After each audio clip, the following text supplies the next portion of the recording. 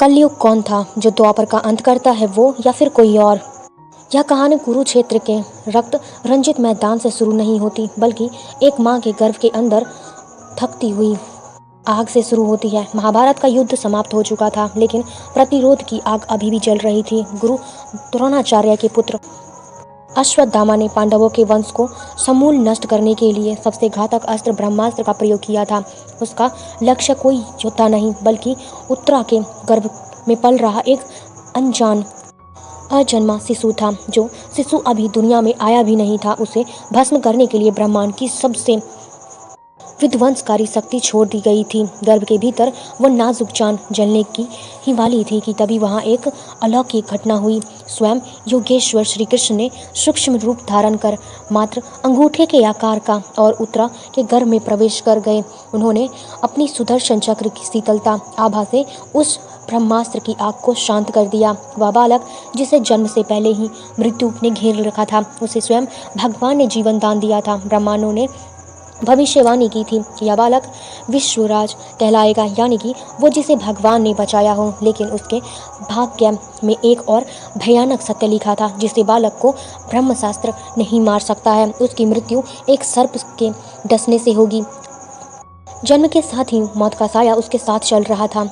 यही बालक आगे चलकर महान सम्राट परीक्षित बना। वो अर्जुन का पोता और वीर अभिमन्यु का पुत्र था। उसका प्रताप ऐसा था कि उसके राज्य में सूर और गाय की ही घाट पर पानी पीते थे। धर्म अपने चारों पैरों पर खड़ा होता था और प्रजा सुखी रहती थी। किंतु समय का चक्र कभी एक जैसा नहीं रहता। भगवान श्री कृष्ण के स्वभाव गमन के साथ ही द्वापर युग का अंत हो गया और काली परछाई पृथ्वी की ओर बढ़ने लगी।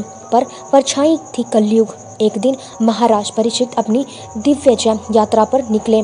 सरस्वती नदी के तट पर उन्होंने एक ऐसा दृश्य देखा जिसके उनकी आत्मा को झकझोर कर रख दिया। एक सांवले रंग का भयानक वेशभूषा वाला व्यक्ति जो राजा के वस्त्र पहने हुए था, एक बैल और एक गाय को निर्दयता से पीट रहा था। वो बैल साधारण नहीं था, वह साक्षात धर्म था, जिसके 3 पैर टूट चुके थे और वह केवल एक पैर यानी कि सत्य के सहारे कांप रहा था। वो गाय स्वयं पृथ्वी थी, जो अपनी दुर्दशा पर आंसू बहा रही थी। परीक्षित जो पांडवों के वंशज थे, यह अन्याय सहन नहीं कर सके। उन्होंने अपनी तलवार निकाली और गरजे, मेरे राज्य में निरपराधों को सताने वाला तू कौन होता है? राजा का क्रोध देखकर वह दृष्ट कांपने लगा और वह कोई और नहीं, स्वयं काली यानी कि कलयुग था। उसने देखा कि सामने साक्षात मृत्यु खड़ी है।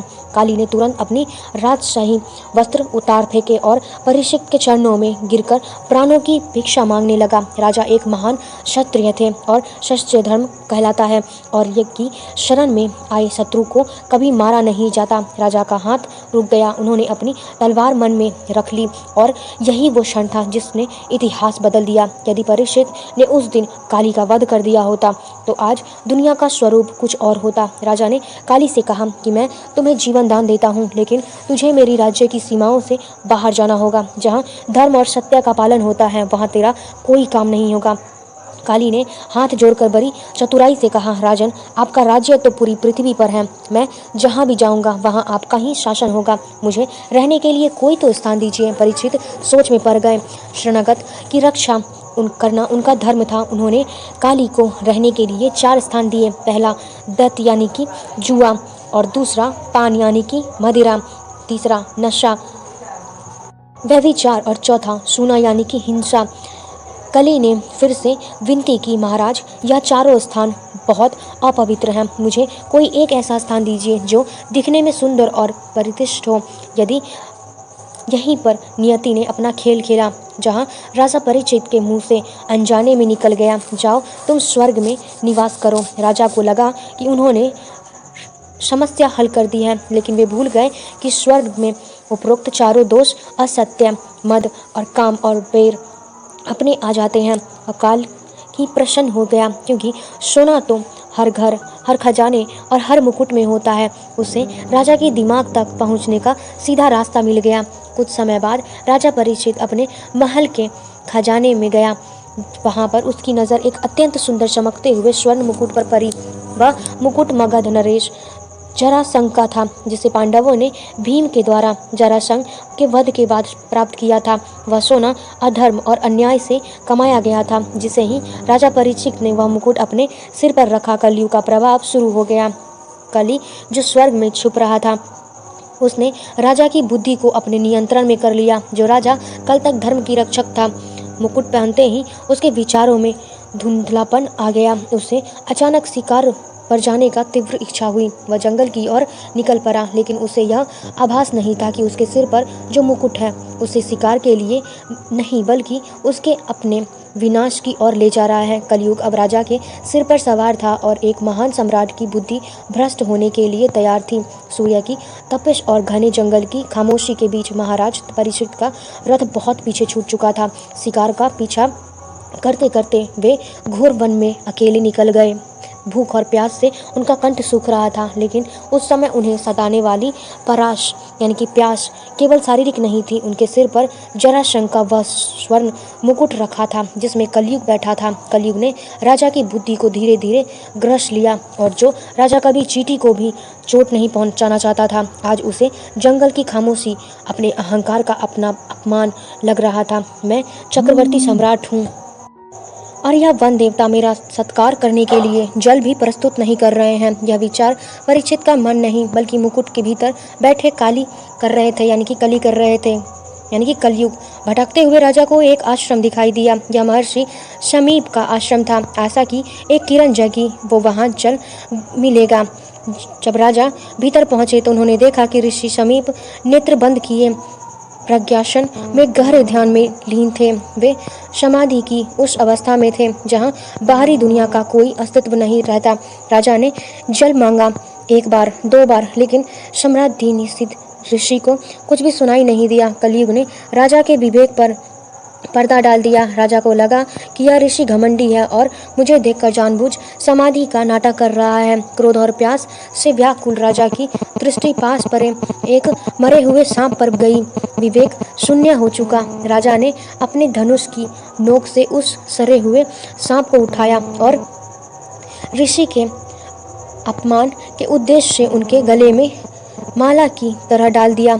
ऋषि तब भी शांत रहे, लेकिन राजा परीक्षित वहां से अपने अहंकार को तुष्ट करने महल की ओर लौट गए। महल पहुंचते ही एक विचित्र घटना घटी। जैसे ही राजा ने अपना भारी स्वर्ण मुकुट सिर से उतारा और उसे यथास्थान रखा, वैसे ही उसके दिमाग से कलयुग का प्रभाव हट गया। उन्हें अचानक उस दृष्टि का स्मरण हुआ, ऋषि का शांत चेहरा और उनके गले में पड़ा वो मृत सर्प। राजा कांप उठे। शर्मिंदगी और पश्चाताप की आग उन्हें भीतर ही भीतर जलाने लगी थी। उन्हें अनायास हो गया था कि यह कोई साधारण भूल नहीं है, बल्कि उनके वंश के विनाश का कारण बन सकती है। वे बेचैनी से किसी अमंगल की प्रतीक्षा करने लगे। उधर जंगल में ऋषि समीप का पुत्र श्रृंगी खेल रहा था। वो बालक तो था, लेकिन उसकी तपस्या और तेज किसी वयस्क ऋषि से भी अधिक होती थी।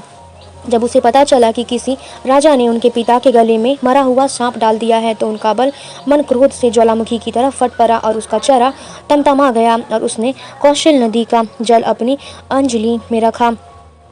उसकी आंखें क्रोध से लाल थीं और वाणी में वज्र जैसी शक्ति थी। उन्हें जल को हाथ में लेकर वह श्राप दिया, जिसने युगों का इतिहास बदल डाला।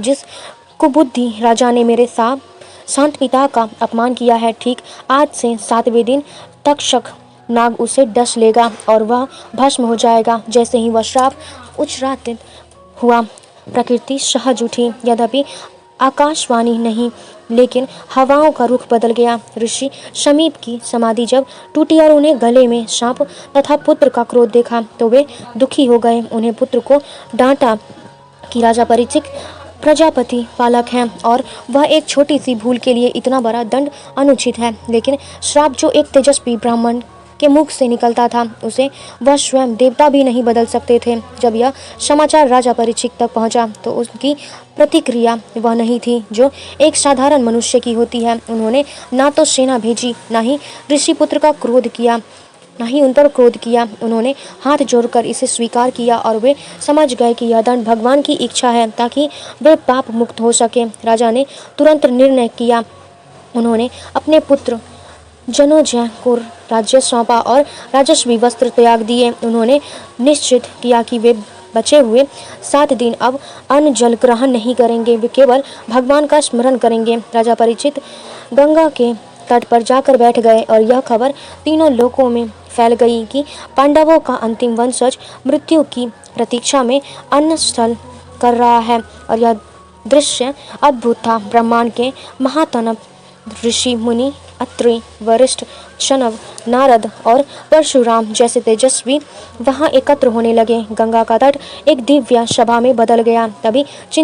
सभी लोग चिंतित थे, लेकिन राजा शांत थे। उनका पक्ष केवल एक था कि जिसकी मृत्यु निकट हो उसे क्या करना चाहिए। तभी वहां एक अलौकिक दृष्टि उपस्थित हुआ और 16 वर्षों के एक किशोर सन्यासी वहां पधारे। वे दिगंबर वस्त्रहीन थे। उनका शरीर धूल से सना हुआ था, लेकिन चेहरे पर करोड़ों सूर्यों का तेज था। वे थे व्यास नंदन भगवान सुखदेव। उन्हें देखते ही सभी वृद्ध ऋषि अपने आसनों से खड़े हो गए। राजा परीक्षित ने उनके चरणों में सिर रख दिया। सुखदेव जी ने राजा को उठाया। राजा ने उनसे वही प्रश्न पूछा जो हर मरते हुए व्यक्ति का पक्ष होता है।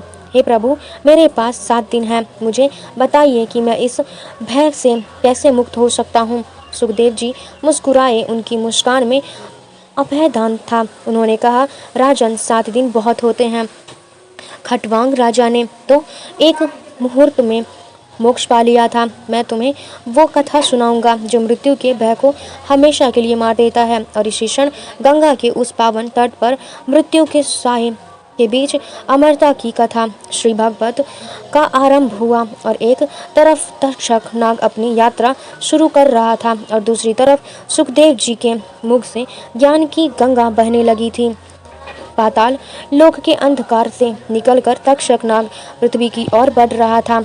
उसका उद्देश्य केवल राजा को डसना नहीं बल्कि ऋषि के श्राप को सत्य करना था। लेकिन राजा परीक्षित की रक्षा के लिए भी तैयारियां कम नहीं थी। मंत्रों की शक्ति और औषधियों का ज्ञान रखने वाले विद्वान राजा को बचाने के लिए आ रहे थे और इन्हीं में से एक थे कश्यप मुनि, जो विश्व विदा के महान ज्ञाता थे। वे जानते थे कि उनके पास ऐसी संजीवनी विद्या है जो तक्षक के विष को भी बेअसर कर सकती है। जंगल के रास्ते में तक्षक ने एक ब्राह्मण का वेश धारण कर कश्यप मुनि का मार्ग रोक लिया। उसने पूछा, हे विश्वर, आप इतनी शीघ्रता में कहाँ जा रहे हैं? कश्यप ने उत्तर दिया, मैं राजा परीक्षित के प्राण बचाने जा रहा हूँ, क्योंकि आज तक्षक उन्हें डसने वाला है। तक्षक मुस्कुराए और अपने असली रूप में आकर बोला, मैं ही तक्षक हूँ। यदि तुम में सामर्थ्य है तो मेरे विष का प्रभाव मिटाकर दिखाओ। और अपनी शक्ति का प्रदर्शन करने के लिए तक्षक के पास खड़े एक विशाल हरे भरे वट वृक्ष को डस लिया। विष की ज्वाला इतनी भयानक थी कि पल भर में झपकते ही वो विशाल वृक्ष जलकर राख में ढेर हो गया। और यह दृश्य किसी भी इंसान या फिर किसी के भी रोंगटे खड़े करने के लिए काफ़ी है। लेकिन कश्यप विचलित नहीं हुए। उन्होंने अपनी झोली से जल निकाला और कुछ मंत्र बदलाए और फिर राख पर छिड़क दिया। देखते ही देखते राख से अंकुर फूटे और वह वृक्ष पुनः हरा भरा होकर के खड़ा हो गया। तक्षक समझ गया कि यह वह शक्ति से इस ब्रह्मांड को नहीं हरा सकता, यानी कि उस ब्राह्मण को नहीं हरा सकता। तब उसने वही हथियार अपनाया जो कलयुग ने सबसे बड़ा अस्त्र था, धन और लोभ। तक्षक ने कहा, मुनिवर, आप राजा को बचाने जा रहे हैं ताकि आपको धन मिले। मैं आपको उससे भी अधिक स्वर्ण और रत्न दे रहा हूँ और दूंगा। राजा की आयु अब समाप्त हो चुकी है। विधि का विधान मत बदलिए। कश्यप ने ध्यान लगाकर देखा तो पाया कि राजा की आयु वास्तव में पूर्ण हो चुकी है। लोभ और नियति के वशीभूत होकर कश्यप ने तक्षक से अपार धन लिया और वहां से लौट गए। एक बार फिर सोने ने राजा के कवच भेज दिया था और इधर गंगा के तट पर एक अवैध सुरक्षा घेरा बनाया गया था। राजा परीक्षित एक ऐसे महल में बैठे थे जो गंगा के बीचों बीच केवल एक स्तंभ पर खड़ा था। चारों ओर पानी था, पहरेदारों की नंगी तलवारें थीं और हवा भी औषधियों से भरी धन भीतर आ रही थी और वहां चींटी का प्रवेश करना भी असंभव था। लेकिन महल के भीतर का वातावरण भय का नहीं बल्कि परम शांति का था।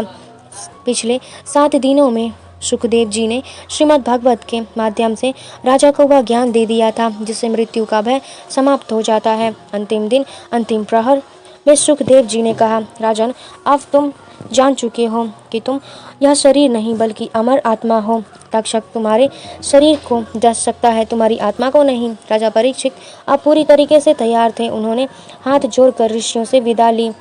सूर्यास्त होने ही वाला था। तभी सभी को लगा कि खतरा टल गया है। तक्षक महल में घुसने का मार्ग नहीं खोज पा रहा था। इसीलिए उसने छल का सहारा लिया। उसने अपने साथी नागों को ब्राह्मणों का वेश धारण करवाया और उन्हें फल फूल लेकर राजा के पास भेजा।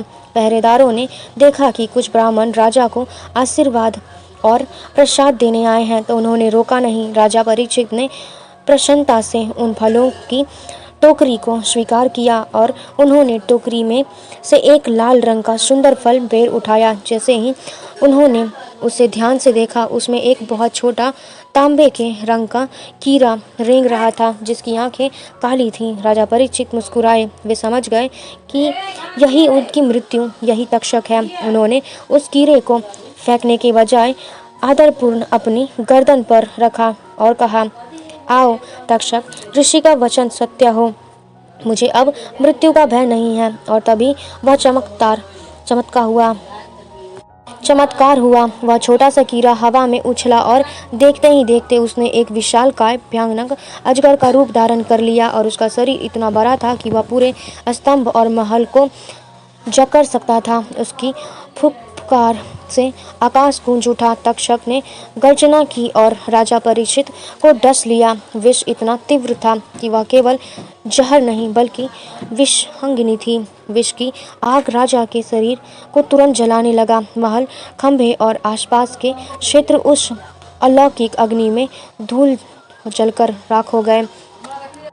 हाहाकार मच गया और लोग चिल्लाने लगे कि राजा मर गए। लेकिन जो लोग दिव्य दृष्टि रखते थे उन्होंने एक अद्भुत सत्य देखा। तक्षक के डसने से पहले ही वह राजा परीक्षित ने अपनी प्राण वायु को खींचकर ब्रह्मारंध्र में स्थिर कर लिया था और जब विष ने शरीर को जलाया तब तक परीक्षित मोक्ष प्राप्त कर चुके थे। जो चला वह केवल पंचतत्वों को एक पुराना वस्त्र था। आत्मा और अपने परम धाम को जा चुकी थी।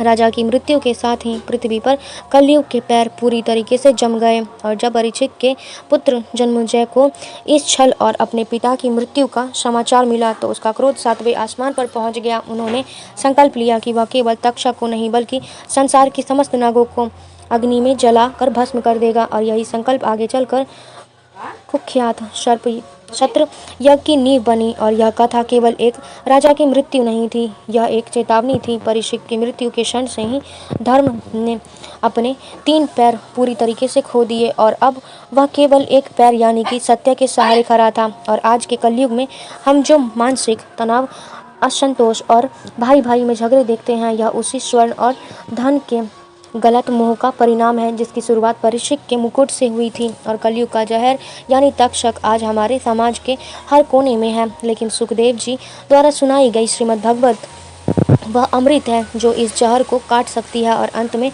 यह कहानी हमें यही सिखाती है कि मृत्यु निश्चित है और उसे कोई टाल नहीं सकता। लेकिन जीवन का उद्देश्य मृत्यु से बचना नहीं बल्कि मृत्यु के भय से मुक्त होना है। और एक छोटी सी गलती, एक क्षण का क्रोध पीढ़ियों के भविष्य को बदल सकता है। इसीलिए कर्म करते समय सदैव सावधान रहना चाहिए। और इसी सीन के साथ हमारा ये गाथा खत्म होता है। आई होप कि मेरा वीडियो काफ़ी अच्छा लगा हो आपको। अगर लगा है तो प्लीज़ एक लाइक, कमेंट, शेयर, सब्सक्राइब जरूर कीजिएगा। और